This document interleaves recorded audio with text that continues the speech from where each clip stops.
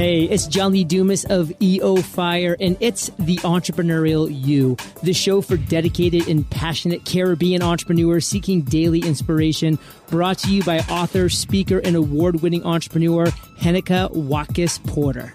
You must be prepared to ignite. Hi, this is Heneka. I'm so glad you took the time to stop by today. In Jamaican parlance, Wagwan. I'm glad to say it there. This episode is sponsored by HenekaWatkis-Porter.com as well as the Jamaica Stock Exchange. Now on HenekaWatkis-Porter.com, you can visit us for blogs, resources, books, online podcast courses, podcasts, and more. If you are new to the Entrepreneurial You podcast, be sure to check out past episodes with guests such as John Lee Dumas, Patrice Washington, Seth Godin, Richard Branson, Amy Porterfield, and a host of other game changers. We needed to raise capital, but our experience with local financial institutions was that they were cautious and slow to act, and interest rates were far too high. We had real concerns about financing our business through outside equity investors and the possibility of interference. Could we get a fair valuation for our business? We had our own ideas about the business and its value. Should I go the traditional route of bank financing, or should I try the Jamaica Stock Exchange? So we made a call and experienced transformation of our business through conversations. I'm John Mafood, CEO of Jamaican Teas, and we're listed on the Jamaica Stock Exchange. Give us a call today at 876-967-3271 to begin your transformation through conversation. We want to see your company listed on the Jamaica Stock Exchange. And now, here's today's episode. Coming up on this episode of The Entrepreneurial You. Throughout that entire time, I was either sitting in cafes or in Airbnbs, obviously with my laptop, and I would coordinate either launch campaigns or just write a blog post or a newsletter, and the business would kind of run, behind me. And that was the deliberate choice to build that kind of business, to go after that business model. And, it was a goal almost from like that 18-year-old really wanted to create something like that. So it took me 10 years. Like I was 28 when I did that round the world trip to finally kind of realize the goal. But that was definitely the culmination, I guess, of the ultimate freedom, travel, digital nomad lifestyle that I was going for. If you think adventure is dangerous, try routine. It's lethal. Paulo Coelho. I don't even know, my friends, if I'm pronouncing that right, but I like it. So it's Coelho is the surname. Paulo Coelho, I say. Greetings, my peak performer. I trust that you're doing great. It is episode 248 of the Entrepreneurial You podcast. And you know by now that I am your host, Heneka Watkis-Porter. Or if you're just joining for the first time, well, I'm your host, Heneka Watkis-Porter. Today's episode is with Yaro Stark, and Yaro is the co-founder of inboxdone.com, an email management company with a team of 25 plus serving clients, including restaurant owners, venture capitalists, accountants, doctors, lawyers, etc. So much more. Yaro has made 30 plus angel investments in tech startups, including Steezy, Lead IQ, Fluent Forever, Fitbod, and NutriSense. His company has provided investments in Canada and Ukraine. In partnership, built a 3.6 MW solar farm. Wow. During the mid-2000s, Yaro sold his first company, BetterEdit.com, then built an online education business, Blog Mastermind, selling over 2 million of his books and online courses as he traveled the world, living in 26 different cities. And I can't wait to talk with him. Has been featured in Sky News, Forbes, Entrepreneur Magazine, Huffington Post, Business Insider, Founder, and hundreds of media outlets and events. Now, today, we are going to be looking at business and travel, Airbnb style. Welcome, Yaro. Thank you. God, you read my entire intro. I appreciate that. It's too long now. I think I got to shorten it. It's okay. I like it because I usually cut it down and then I look at this, let's do all of this. So With all the traveling that you've done, Yaro, have you ever been to Jamaica? And please say yes, or is this conversation is over? No, I haven't. I feel terrible too because it's one of my favorite accents. I always wanted to go. I've been close. I've been in Florida, but I've never been to anywhere in the Caribbean. So that's even worse. Oh my gosh! I thought you were going to redeem yourself to say, I've been to Antigua, so perhaps we can say, yeah, it's kind of close, so it's okay. But it's all right. I have an excuse though, just to clarify. I spent a lot of my life in Australia. And it's already warm and beachy. So it's very rare, I think, for Australians to want to go to the Caribbean too, because it's all the way across the other side of the planet. Now I live in Canada, and of course, it's way more on my radar. So I think it'll happen very soon. Okay, yes. And cold Canada, where you are right now, Montreal, right? So yes. Yeah. Please do get yourself redeemed and visit Jamaica. I will. I definitely will. All right. We're not going to hold that against you. We're going to have a great conversation. So before we go any further, no further ado, as they like to say, who is Yaro? Well, you already gave my intro, so that's my life story. I think. Let me preface it. Outside of what I just said. So in a nutshell, kind of share with us, who this personality is that has accomplished all of these things. Maybe a little bit about you when you were growing up. Sure. Yes. As I said earlier, Australian born and raised to immigrant parents. They were first immigrants to Canada, but actually before that, Eastern European. And my dad spent a bit of time growing up in Venezuela. But I was born in Australia and I have this Canadian accent. So I've always felt part Canadian, part Australian, and not really fit into either one 100%. Definitely an introvert. So online business appealed to me big time because you can sit in front of your computer and you don't have to be like a super talkative, talking to everyone and trying to always sell something with your voice, even though ironically, I do that a lot with podcasts now and create content as well.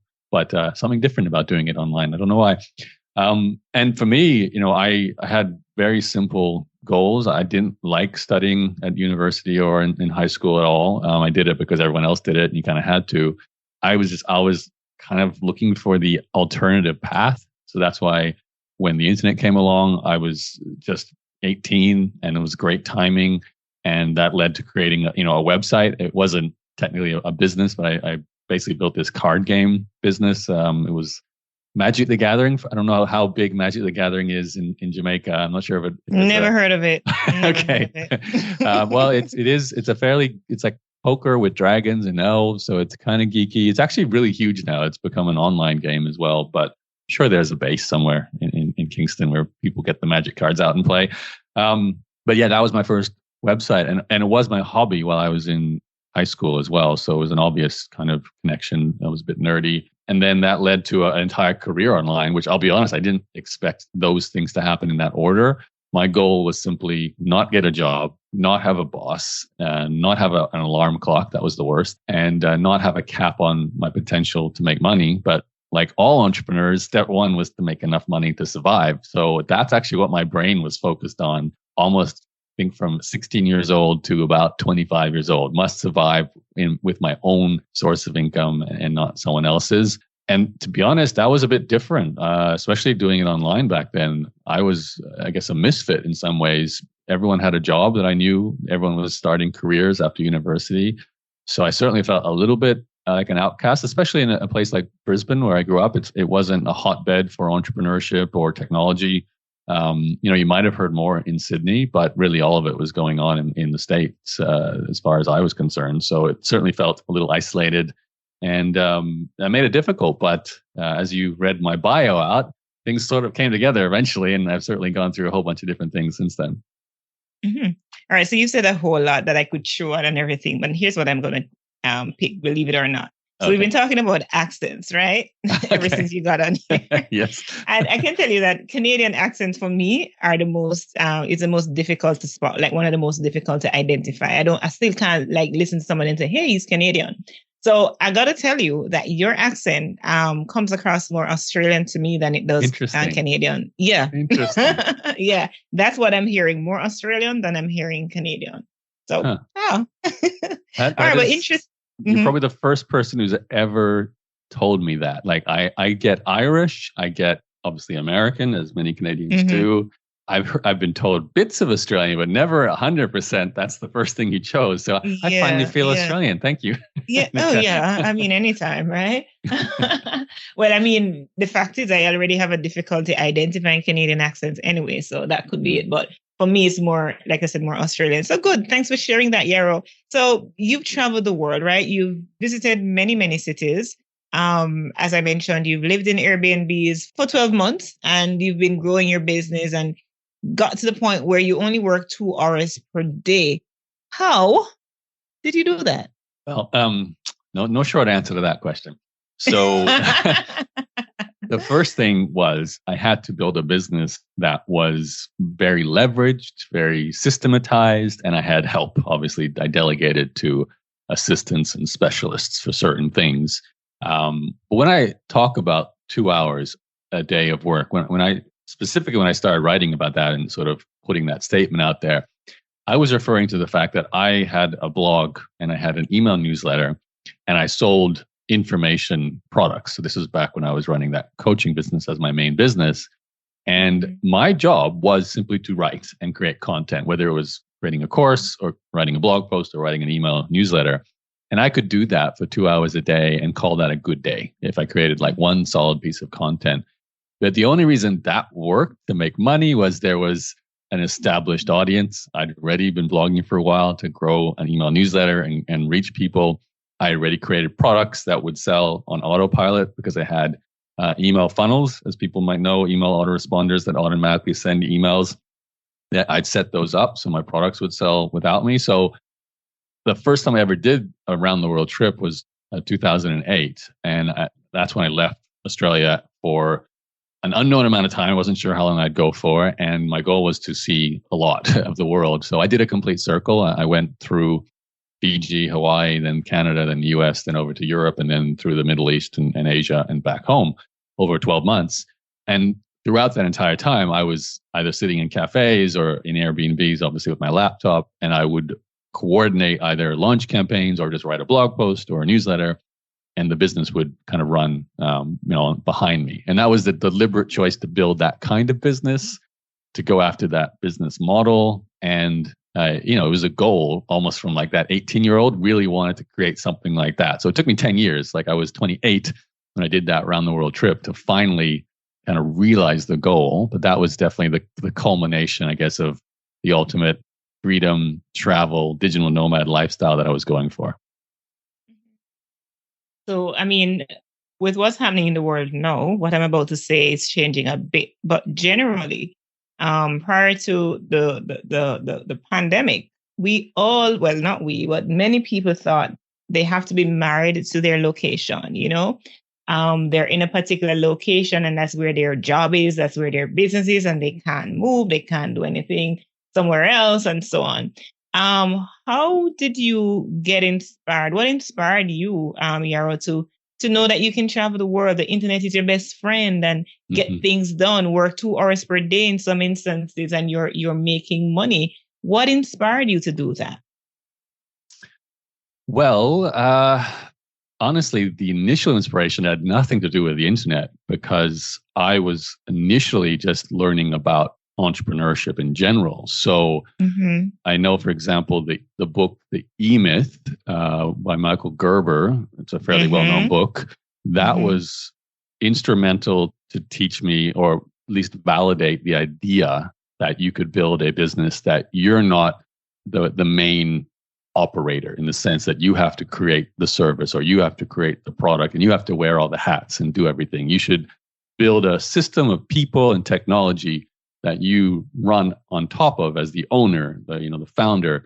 So that was my goal. I wasn't like looking to do a startup and get venture funding and have a big exit. It was simply build a machine that was as close to passive income as possible. And ideally have something I wanted to do within that business.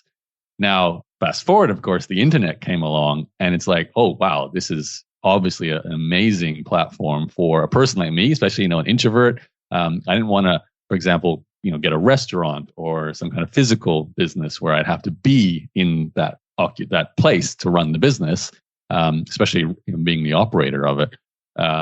and even some, other types of businesses where you think you are creating freedom, but you always are being called upon to do something, to be somewhere, to meet a client in person, all those kinds of things. So I didn't want any of that either. So like I said, with my teaching business and even today with Inbox Sun, my current business, they're deliberately remote for our team, deliberately distributed, deliberately digital first, and me doing one core thing that I can do anywhere in the world. Now, why did I want to go around the world? That's simple, the answer. There's a lot to see and do, especially when you're in Australia. Everything is far away. And this is ironic, but I hated being on airplanes, especially for long flights. I hated turbulence. I had a lot of anxiety around that. So anytime to leave Australia, I had to burst through that fear bubble of a minimum a 9-hour flight, unless I go to New Zealand, which is across, even that's 3.5 hours away. So that's why when I did that 2008 trip, I was like, I'm making use of this. I'm not going back to Australia yet. I'm going to do a lot of little flights. I'm going to do trains in Europe. Oh my gosh, that was nice. And then more recently, now that did you do the underwater thing in France, between France and England? The channel, yeah, I've done that. I don't know, 3 or 4 times, I think. Lovely. I love that. Okay. Yeah. Okay, keep going. I would prefer train travel over flights any day. I mean, I think it's amazing we can get on planes and be anywhere. I mean, I could see you in about, I think, 4 hours. I would be in your country from where I am now. That's pretty crazy. But Europe with train travel, amazing. I did this trip, not that one, but more recently in the last 3 or 4 years, I was in Ukraine for that solar plant we talked about in my intro. And I wanted to go see a bit more of Europe. I also was writing a book, and I was like, this is like, I want to do that romantic thing where you travel over Europe and you sit in cafes and you write your book. So I did it myself. I just booked some train tickets and I went from Ukraine through different cities in Germany, through to Amsterdam, then through to Belgium underneath the channel over to the UK. And I was going to a conference in London. And I spent about 3 weeks completely solo writing my book in like places I'd never been to, like Hamburg and Brussels and Amsterdam. And it was just like a little like lonely, I guess, too, because I was 100% solo and I was sitting in cafes and writing. But at the same time, wonderful just to see so many different things and try different foods and knowing that I'm just writing and that's my only job at that time. So that was amazing. All right. So a recurring theme that has been coming up in what you've been talking about, Yaro, is that of systems and delegation. And I know that, maybe just a horse that I've flogged many times here on this podcast, but it's still worth, us getting into a bit, because one of the challenges I see a lot of entrepreneurs have, or prospective entrepreneurs, is just that letting go of, their baby. Nobody else, they say, can handle their baby the way they can, will take care of their baby the way they are taking care of their baby. So for you, how have you been able to get to that point of delegating and creating systems, putting systems in place so that you can live the life that you've been living? And it sounds so romantic and it sounds so amazing. And I get it, because I'll live that life any day, like kindred spirit. I'll do that any day. So yeah, how have you had to navigate that? Yeah, letting go of the baby. There's 2 sides to this. I went through the initial period of really wanting to build a team, feeling like I need someone to do my technical things, build my websites and landing pages and set technology up. And then also a copywriter, because I need someone to write the sales pages and things. And then there'd be other things like a social media manager and an ad buyer. But I didn't have the cash. It was a simple source issue. Not enough money. My business is not spitting up enough revenue. I obviously want to take some for myself in profit, that I can just suddenly build a massive team. However, I did slowly. And when I say slowly, it was like my first business, I really did all myself. My second business was an essay editing company. That one, I hired a website designer and then a copywriter for a one-time job. And then I hired an email assistant. Now, this is interesting because those other jobs, I was totally happy to hand over tech and copywriting. I felt like, I should be bringing on experts for these roles. Email was when I really faced that resistance, like you said before. Can someone else do this as well as I can do it? I don't trust anyone, especially because I thought all my money comes from these conversations I have in email. Not all of it, but some of it would come from that. Yeah, right. So I went through a very protracted experience of delegating email to my first ever email assistant over about a month or two, just to feel my way through that, see them write the emails, replying to my messages, see them make a sale, like to actually, talk to a potential customer, give them some advice, some answers to their questions, and then that person bought my service back then. Once that happened and I actually saw money come in that I wasn't involved with, then I was like, hallelujah, this is like, it can work. Yeah, it can work. And then I would wake up on a Monday with no emails in my inbox, website changes done by someone else, all the customer service done by my email assistant. So everything was done for me. And I'm like, okay, this is freedom. That's actually what led to starting a blog and the ability to travel and so many things. So the strange thing is now you fast forward, I still feel the constant desire to hire more people and always being somewhat restricted with cash. But I never feel that sense of it's wrong to outsource it. There's always people better. So I had 3 people doing email on my coaching business. Obviously, my current company, Inbox Done, is what we do. We assign assistants to other owners of businesses and founders and managers. So I'm a proponent of it. I think you should hand over almost anything you can. Maybe find that one thing you do that's your zone of genius, and it's different in each business. Like right now, I'm marketing. My blogging business, I was more pure writer. It changes, but there should really only be one thing, and everything else should be done either by technology or by people. But it has taken a while to build the trust and build the cash flow to get to that point. Mm-hmm. Yeah, that trust factor.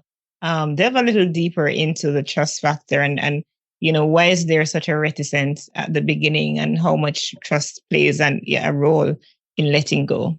It's huge, not just trust, but also just skill level, competence. Like, do you believe that person can do whatever it is you're handing over to them as well as you, especially if you're like a solo entrepreneur and you're going through this process for the first time of delegating. It is something you have to do carefully. You have to hand over what you're comfortable with and then maybe hand over more. Like, for example, I now have an assistant who does refunds and upgrades and actually handles my PayPal account and my Stripe account. I would have not given them access to that from day one. It's about finding the right person and building that trust. It also depends on your hiring process. This is something I've really dived into in the last 5 years, not specifically me personally. This was me failing at something. I was a terrible recruiter. I was not good at finding good people. And if you don't have good people, then you can't delegate. So I went through 12 contractors once, 12 assistants, and they all were bad for different reasons, either leaving or not showing up on time or just not good at the work.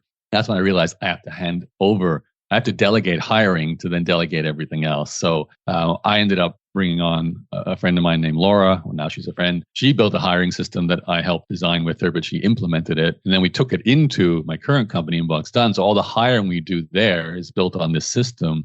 And it's very comprehensive. It's about finding the right person, vetting, testing, training, taking through an internal course, nurturing, providing feedback, making sure they know where they're going. So a lot of that obviously all happens now without me. But back when I was sort of doing that, that was the hard part. So once it was up and running and you've got a good person, once you find that A player and you put them into that role, it's amazing because they do it better than you can do it. They start seeing things that you didn't see to improve systems and build documentation, take over more things from you. So when you get the right person in the right role, then it's amazing. But you do have to either get good at hiring and vetting and testing, or find a good source like an agency or hire your own recruiter that will do that hiring and vetting and training part for you. And that's been super important for me because like I said, I sucked at doing recruitment.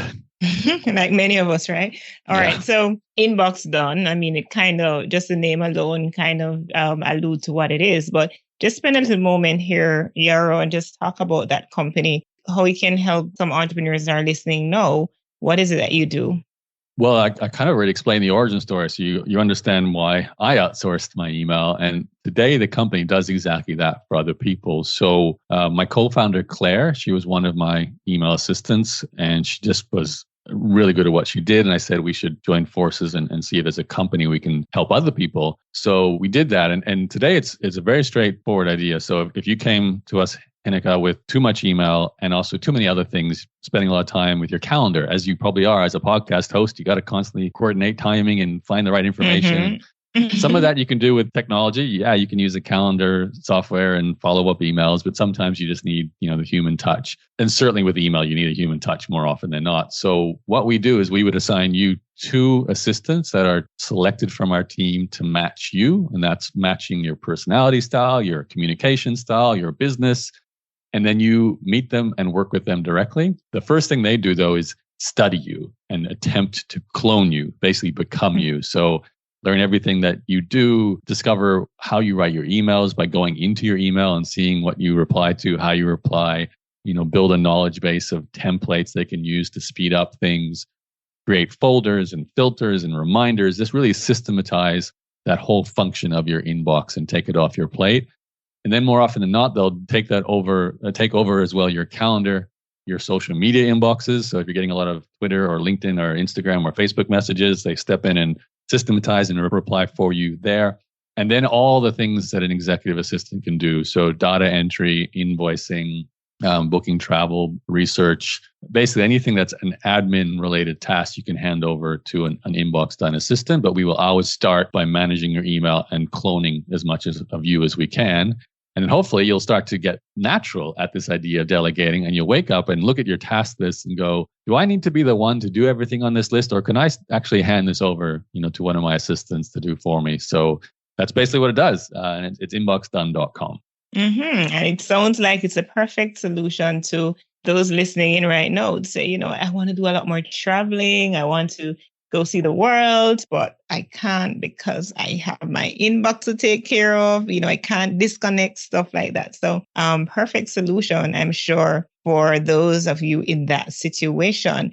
Yaro, it has been such a pleasure talking with you, and I'm inspired. I thought about, as you were talking about you going and traveling and writing as you're doing that, the idea for me, it just hit home so much because it's something that I'd really love to do. I love traveling a lot. And particularly, I think when this world, is back to any semblance of normalcy, then I'll be hitting the road traveling again because I really love that. And I have a book to write and, I just can't seem to get in the headspace to do it. So maybe that could be the answer, Yeah, there's something special about saying you're traveling, but you're traveling also because you're writing your book. It's like that one job you have to do each day. Yeah, absolutely. Absolutely. So based on what we've been talking about business and travel Airbnb style, with you living here, there, and everywhere, not necessarily having a permanent address while you travel. What can you share with us as your final thoughts, as takeaways for our listeners? Well, I would suggest if travel is something you want to do, don't let a lack of money stop you, and certainly don't let a fear of the unknown stop you. And those are the two things that kept me in Australia for a lot longer. I should have traveled much earlier and to more places and just felt like I could. And I really didn't feel like I could because I thought I had to, have $100,000 in the bank so I could stay in hotels. And part of that was because I didn't want to necessarily, rough it. I wasn't looking to camp or stay in 12-person accommodation in a hostel or something like that. But, yeah, hostel life is nice. Can I tell you? Let me just interject right there. I stayed in a hostel for the first time was it last year? Yeah, was it last year? Yeah, last year early before the pandemic came with its onslaught, in that way. And it was in Los Angeles, downtown Los Angeles. The hostel was so beautiful. Freehand, I think it's called. I was amazed that I was in a room with so many different people, nationalities, and the environment was clean and just everything was great. I'm thinking, wow, this is a way to really travel the world and, experience the world. So it was a great experience. I knew it would, I was just looking for somewhere that was cheap. And then with the cheap came all of this other, and I never expected all of this, to be honest with you. And that's such a good way to travel if, budget is a problem and you like socializing and really mingling with people. I've had some bad experience in his hostels. I was one in Tasmania where there was a scorpion in the shower. Oh. So that was a bit of a shock, and not very clean, and, a lot of drunk people. And the flip side, when you find a modern one often in a big city, because I was in a country town for that hostel, so fair enough. A little bit more rough. But, even whatever it is, you find a way, whether it's couch surfing at the very beginning, to hostels, to then you can get an Airbnb room, to renting the entire Airbnb yourself, which is what I did for a lot of my stays. Or there is something I discovered, and I actually brought somebody in on the program. I discovered homeaway.org, I think it's called. HomeAway. Yeah, HomeAway. Home swap. So it's not a home swap, really. What they do is, and I was watching a TV show about home swap. I think it was on Netflix, which is pretty great.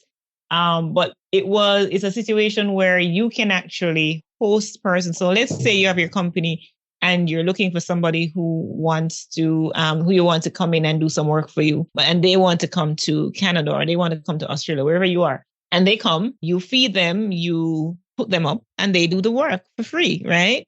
It's like that. Or if you are traveling and you want to do the same thing, so you can go do some work for some persons and, work maybe 4 hours per day or something, and they feed you and they put you up. So there are many ways that if you want to travel the world, I mean, I know these things because obviously I'm very interested in traveling the world. So there are many ways that we can do it for cheap, really inexpensive ways, budget friendly ways. Well, since we're dropping travel hacks, I've got another one I recently stumbled across through my angel investing, which surprised me. So I invested in a company called Meowtel. It's like cat meow, so MEOWTEL. It's basically cat sitting. So if you're going away, someone comes to your house and looks after your cat. But, and I interviewed the founder, she said, this is actually not necessarily what we're advertising it as, but if you, for example, wanted to visit a new city, we have people who actually stay. Like the idea is the visitor comes to the cat's house and lives with the cat in the house while the owners are away. So you get free accommodation and you get paid because you're there to look after the kitties. So it's not like perfect because you can't necessarily plan your trip around it will be. But if you're in the States right now and you wanted to maybe visit a different city, you could, register yourself, become a cat sitter, and then just move to that city and you'll start getting gigs and you can basically stay for free, look after a cat, and you get paid. That's the amazing thing too. You actually earn money. Absolutely. Cool. That's cool. Thank you for sharing that, Yaro. Thank you. And just thank you for spending time with us today overall. You've shared a very insightful, your very insightful journey of how you've done some things. You've managed to travel the world and accomplish the things that you have. Traveling for me is near and dear to my heart. There's just something about being outside of where you live, outside of your country. You just go somewhere, okay, I'm going to come back to Jamaica, but I'm traveling here. Like I'm putting together a trip to Ghana next year. It's a woman empowerment trip. Yeah. So, it's just very, it means a lot to me, this conversation. So thank you so much. By the way, how can our community of listeners get in touch with you? For my company, inboxdone.com, if that appeals. But for me, you can still find all my work, my blog, my podcast, and contact details at yaro.blog. So YARO.blog. Okay, interesting. All right. And of course, you're on Twitter as well. Yep, I'm on Twitter and Instagram and Facebook and LinkedIn. They're all there. Yeah. Okay. Awesome. Thank you so much. I wish you all the best as you continue to enjoy life and do business. Thank you for having me. Absolutely. And thank you, my peak performer, for tuning into this episode with Yaro Stark. I certainly look forward to connecting with you next week when I will be doing a solo episode. Or no, it's not next week I'm doing the solo episode. So let me scratch that. So I'll be doing a solo episode pretty soon, but I just want you to come back for another insightful episode. Yeah, I think next episode after this one is going to be with Arlon Hamilton. Please connect with me for all things podcasting, whether you want Podcast Power, the quick start guide to launching and leveling up your brand, or you want podcast coaching, podcast production service done for you. You want some online course on podcasting. Yeah, just visit HenekaWatkis-Porter.com and you can send me a WhatsApp message from my homepage. As I leave you, this week's point of hope comes to us from Psalm 139, verse 7. Where shall I go from your spirit? Or where shall I flee from your presence? Do what good. And that's the wrap, Yaro. That's the wrap. Thank you so much.